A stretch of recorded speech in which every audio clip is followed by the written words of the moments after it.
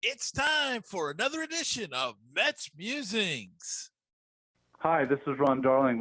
This is Skip Lockwood. Hi, I'm Ron Swoboda of the '69 New York Mets, and you're listening to Mets Musings with Gary Mack.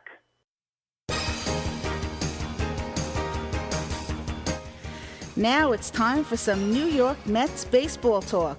Here's Gary Mack bringing you the latest news and analysis from Mets Nation and the world of baseball on another edition of Mets Musings.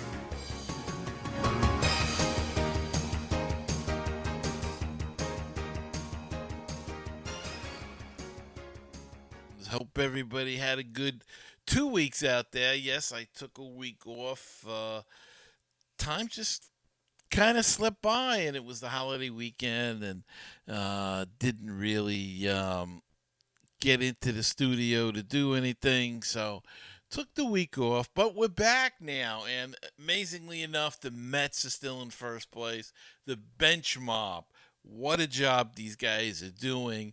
They're really getting the job done for the Mets, and the one concern I would have is that we're getting a lot of doubleheaders piled up. The weather and has been awful. The Mets have had a lot of cancellations. Doubleheaders will be piling up June, July, and August. And my concern is that they've been able to keep their head above water partially because of the rainouts and the bad weather. They're not playing as many games. Bullpen can get rested. They've used the bullpen an awful lot, sometimes good, sometimes plain awful. But they've been using the bullpen a lot, and you just don't want to see that get burnt out. On the other hand, they have been using a lot of players in the bullpen. So they've been rotating arms in and out, up and down, and hopefully that will help in Syracuse.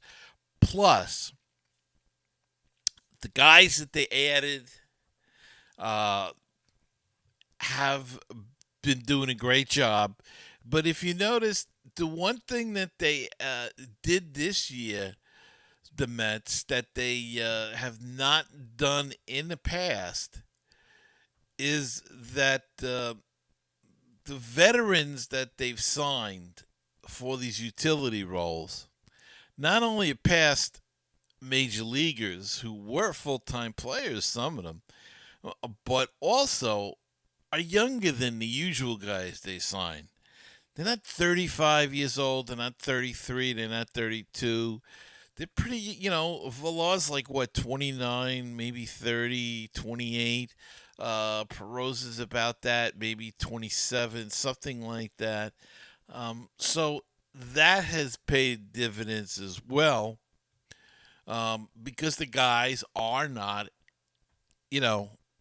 they're younger players. Plus the fact that a couple of them were everyday players. So they're not your typical utility add-in guys that are older and experienced. They are a little bit younger, but they have the major league experience. That's what I'm trying to get at here, and they have performed well. Now, if you look at Villar, I mean, if you look at his numbers, the numbers aren't great, but look what he's done. I mean, he's brought some speed to the top of the lineup. He's stolen some bases. Yes, he's gotten thrown out, but he's been aggressive. He's gotten some big hits. Peraza the same way. Now they added McKinney that they traded for. He's had a couple of big home runs. I mean, their numbers aren't outstanding, but they've gotten, all of them have gotten some key hits and made some key plays. Mason Williams, who we're going to talk about these guys a little bit later, made a fine catch the other day, and even the guys that were up here, the young guys that they have sent back down. Khalil Lee got a big double for his first hit after looking like he'd never get a hit. Wasn't even making contact, but his first got a big hit. And even Cameron Maben made played some solid defense and uh, got that one hit as a Met, but it was a key hit, a key situation. McCann going to first base got his bat going. Thomas Nido has been playing very well and hitting as well too. We knew he was a good catcher. The pitching staff likes him. Um, weren't sure if he was going to hit on this level. He did win the Florida State batting title in the old Florida State League, but that was a few years ago, and so that was questionable. But you know what? He can hit a little bit, and if he plays, he'll hit. So they take 2 out of 3 of the Mets from Arizona after being rained out twice last weekend. Could have swept Arizona. They had the lead in the ninth in the middle game. Diaz came in, blew it. First save of the year that he blew. May blew it in the 10th. Final play was a controversial ball that dropped on or near the foul line. May says it was foul. Some of the Mets say it was foul. The umpires went to replays it. They said it was fair. Very difficult to tell, which is another thing I don't understand. Because, if you're going to make fair or foul calls, why not put a, for this kind of thing, why not put a camera right on the foul pole? Shooting right down the foul pole, get a 4K camera. Surely Major League Baseball can afford this. And put it on every foul pole. So you're shooting right down the foul pole. I know it's not going to happen a lot, this particular play, but wouldn't it be worth it to have it? What would happen if this was a Game 7 of the World Series and a play like this happened? Anyway, one of the replays looked like chalk went up. You could see chalk flying up. Another replays, it was hard to tell. You didn't see any chalk flying up. So, but look, they called it foul, unfair, and the run scored, and that's the way it should be. So, the Mets lost the middle game, came back, won the next game on a Pete Alonso hit. And the Mets, as we record this, are 27-21 in first in the NL East, 4.5 games ahead of Philly and Atlanta, and 6 games ahead of Miami and Washington. And now it's on to San Diego tonight. And San Diego's in second place in the West at 34-23, and they're 1 game behind the San Francisco Giants, the surprising San Francisco Giants. Diamondbacks broadcaster Bob Brenly apologized yesterday following a comment he made about Mets starter Marcus Stroman's do-rag during the broadcast of Tuesday night game at Chase Field. Stroman was pitching against the D-backs when Brenly commented on air about the right-hander's do-rag. Brenly said, "I'm sure that's the same do-rag that Tom Seaver used to wear when he pitched for the Mets." Following Tuesday's game, Stroman reacted on Twitter, stating, "Onward and upward through all adversity and racist undertones, the club continues through all." And so Brenly made the comment, and he apologized for that. I'm not a fan of social media, and I think these players should get off of social media, but that's another story. So Stroman made his comments and had many support. Too bad that the same thing didn't happen for Jordan Yamamoto, whose wife was attacked viciously on Twitter. I'm not a fan of Twitter, so I don't really spend much time on there at all. But hopefully this issue is all cleared up. Brenly apologized, and we move on from there. Jonathan Villar exited the Mets' June 2nd win over the D-backs after the fifth inning. Following the game, manager Luis Rojas said he'd feel it was day-to-day would be reassessed. He said that Villar had a full range of motion and strength, but he had some tightness in his hamstring, and they took him out on a precautionary method. Same thing that happened with Jeff McNeil, so let's not hope that Villar goes down with this. There's so many names that are changing around here. It's crazy. DeGrom and Taijuan Walker have returned. Both pitched excellent in their returns from the land of the IL. Others ought to follow as well, and have followed. Pete Alonso, Seth Lugo, and Kevin Pillar all are back and playing now. Thank goodness. We're starting to get bodies back. Gone is Khalil Lee, Patrick Mazeika, and Sean Reed Foley. Don't understand the Sean Reed Foley thing. He had pitched very well, or pretty well,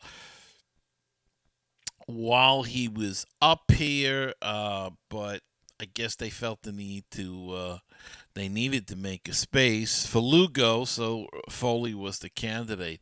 The Mets have also selected the contract of center fielder Mason Williams and traded for outfielder Billy McKinney, and they signed a free agent right-hand pitcher Jose Chacin to a minor league contract, and have claimed third baseman Travis Blackenhorn off waivers from Seattle and designated shortstop Wilfredo Tovar for assignment. I think that's all the moves, pretty much. Cameron Maybin was let go last week, I think it was. So lots of coming and goings here, unfortunately, with the way the Mets have been injured.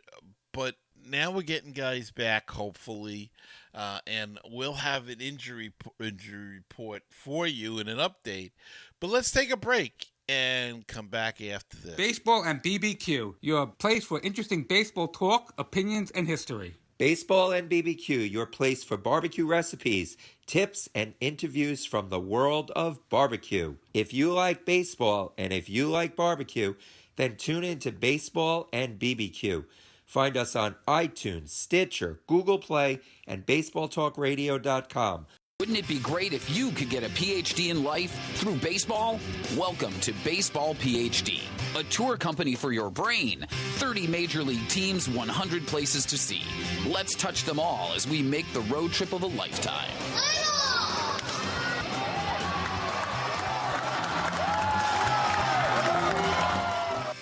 Follow me on Facebook at facebook.com/MetsMusings, on Twitter at MetsMusingsGM, the Instagram is MetsMusings, and on YouTube at MetsMusings Mack.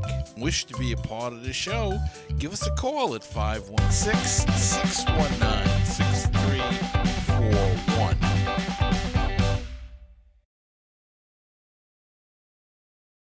Okay, and we are back, and it's time for the injury report. Noah Syndergaard, as you know, has had a setback. He was shut down from throwing for 6 weeks, but he sounds optimistic about his return. Dealing with inflammation in his right elbow, he says, A-OK, see you soon. A recent MRI revealed the inflammation, but did not reveal any structural damage, which is a good thing. After the 6-week shutdown, Syndergaard will need to regain his arm strength, and he'll have to rebuild that up, meaning a best-case scenario for his return would likely be late August or September. Not such a surprise there. Just a shame. He was progressing nicely, but some inflammation, and that's all it takes. Albert Amora Jr., was seen and been doing full baseball activity, could start a rehab assignment within the next week or so. So He could be back within a couple of weeks, maybe mid-June. J.D. Davis said that he's progressing well, plans to start swinging a bat last Saturday and Sunday. Did not put a turntable on his return. He was to start with Syracuse, a rehab assignment, but that was scratched. So no word whether he will start that assignment or just stay with the team. Luis Guillorme is getting closer to a rehab assignment, which will likely be with AAA Syracuse. He feels really good, Guillorme, and should soon be swinging a bat on the field. He could be back sometime in June. Brandon Nimmo still not swinging a bat, and he's got a nerve, a pesky little nerve, as Rojas has called it, in his left index finger, and he's still feeling pain when making contact. So, no date on his return. Carrasco, before his rehab was paused, he was expected to return at some point in May, but things have been slowed down. He has thrown 6 innings in simulated games before the slowdown. Carlos Carrasco, we could see him maybe late June, early July. Michael Conforto, another one, suffered a significant hamstring strain on. It was only May 16th. It seems like such a long time ago. And it's only really about 2 weeks if you think about it. A little over 2 weeks. But it just seems so much longer. And it looks like we're not going to see him till about late June. So he's going to be out about, probably total time, be a month or so. But again, it seems like such a long time ago. Same thing for McNeil, who suffered the same injury, a hamstring strain, on or about the same time. And he could be a similar situation as Conforto. We won't see them until late June, early July even. Who knows? Get it healed right now. They're getting by. So we don't need to rush these guys back. Let's get them, make sure that they're 100% healthy and ready for the double headers and the push towards the pennant. John Ashway, I always say that name right. Vargas, he ran into the wall, if you remember. MRI confirmed that he suffered a sprained AC joint in his left shoulder. May 21st, 4th, he was placed on the IL May 26th. No idea when he may be back. Tommy Hunter with his back, same thing, no idea. It's still to be determined. Jordan Yamamoto, he was on the 10-day IL. Then he was transferred to the 60-day to make room for Billy McKinney. His potential return date is sometime in July. And I think that's everybody now. So some good, we're creeping there. We're getting guys back. Getting back Pilar, which was just miraculous with his injury, the nasal fractures and getting hit in the face, and he's back now playing center field with the mask on. It's just incredible, and he made it back so soon. So, and many thanks to Cameron Maybe and Khalil Lee and for Mason Williams for holding the fort down in center field while Nimmo and Pilar were out. Those guys did a terrific job. Defensively, especially. Maybe they didn't hit so great, but they did a great job defensively, and they really held this team in there. And Pete Alonso back now, and Seth Lugo, and just the depth has just been wonderful, and you can't say enough for the job that the bench mob has done to this point. Okay, let's see. There was one other guy that did we mention Travis Blankenhorn, who the Mets just picked up? Yes, I did. From Seattle, he went in and he played for Villar last night.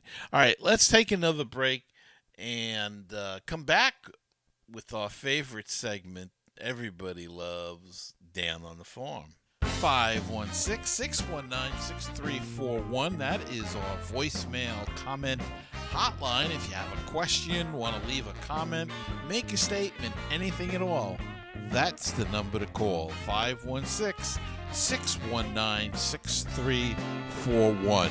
Or go to our website, MetsMusings.com, and click on the widget in the middle of the screen. That's a speak pipe. And you click the record button and you can record right through your computer's microphone.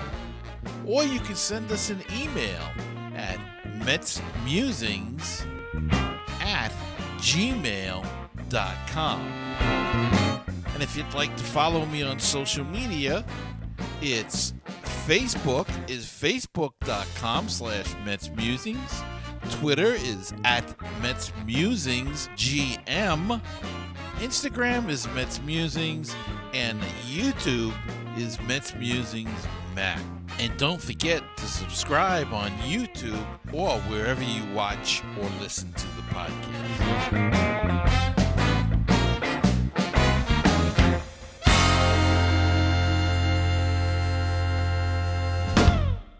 Okay, we're back, and now it's time to go down on the farm. Okay, and down on the farm, it's not a lot of good news. AAA Syracuse is next to last in their division. They're 9 games back. They've got a 9-17 record. They've been struggling in the AAA East Northeast division. In the AA Northeast division, the Binghamton Rumble Ponies are 6-19. They're 12 games back, and they're also next to last in their division. High A, the Brooklyn Cyclones, 8-15 on the year, 8.5 games back of the High A East North division. And in the Low A, St. Lucie Mets are 16-10. They're in first place in the Low A Southeast East division. Man, I hope they come up with some. What happened to the great names we used to have? The Florida State League, the South Atlantic League, the Sally League, the New York Penn. I mean, this just High A, Low A, East, Northeast. It's too confusing. Let's hope they get a grip on that and come up with some good names. Jake Mangum continued to rake since he got promoted to Binghamton. He was with Cyclones to start the season. Went to Binghamton. His slash line is 368, .368/605 in 38 plate appearances. He has 9 extra base hits in 72 at-bats this season after having only 7 in his first 182 pro at bats. So Mangum is really off to a good start. Got the well-deserved promotion from High A Brooklyn to Binghamton and has continued to hit. Francisco Alvarez, the number 1 prospect of the New York Mets, hit his first Brooklyn home run in a Brooklyn win on Tuesday. Brett Batty, the third prospect, I believe, also homered and drove in 3, and he is a hitting machine. He just continues to hit. He looks like a really good player, as does Alvarez. Alvarez was promoted from St. Lucie to Brooklyn.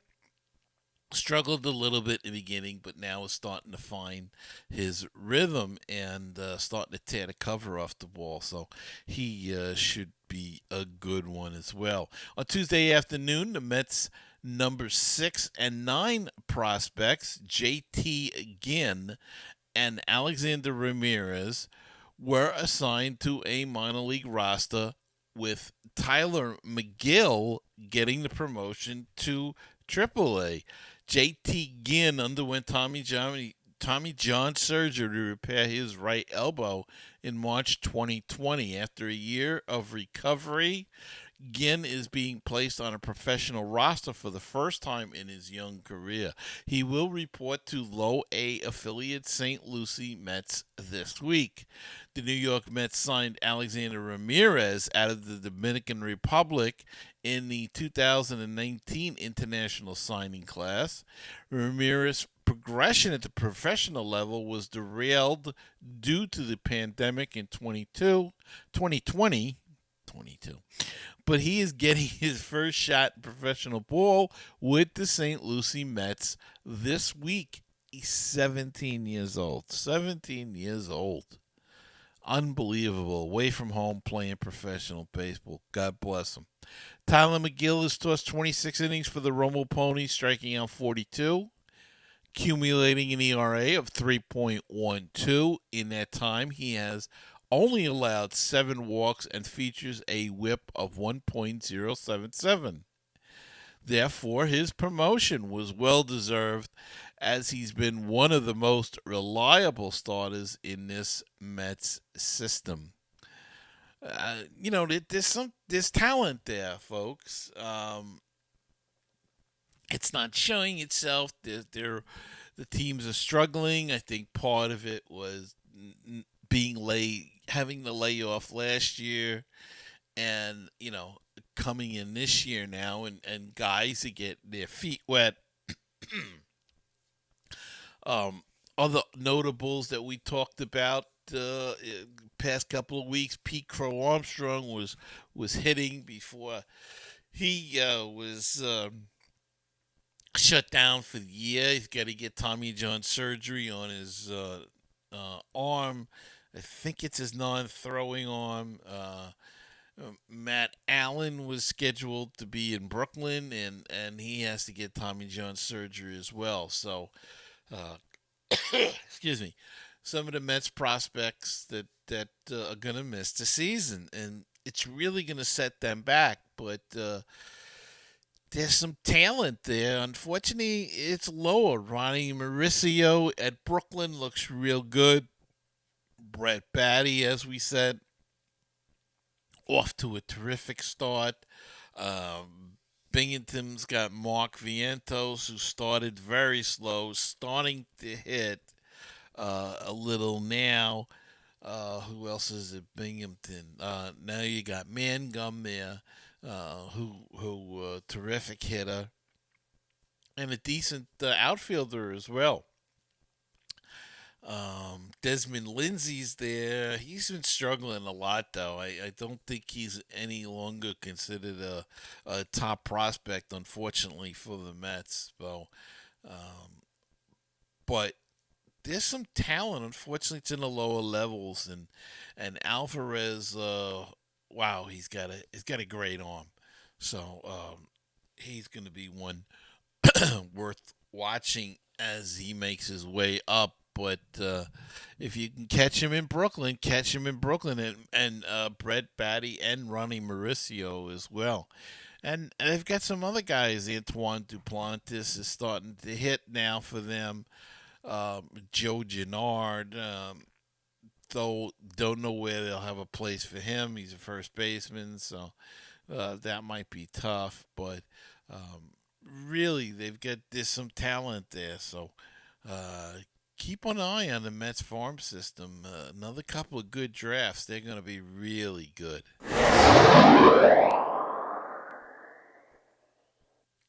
Okay, and that's going to wrap it up for this week's show. I hope you enjoyed it, and I want to thank you all for listening and watching, and don't forget to subscribe on Apple Podcasts or Google Play or Castbox or YouTube, any place you watch or listen to the podcast. Please subscribe.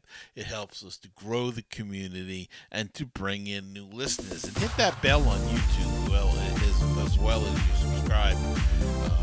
Hit that little bell next to the subscribe button, and then that way you'll be informed whenever there's a new episode of Mets Music. So until the next time, remember to keep the faith, stay optimistic, and let's go Mets. And I'll see you next time on another edition of Mets Music.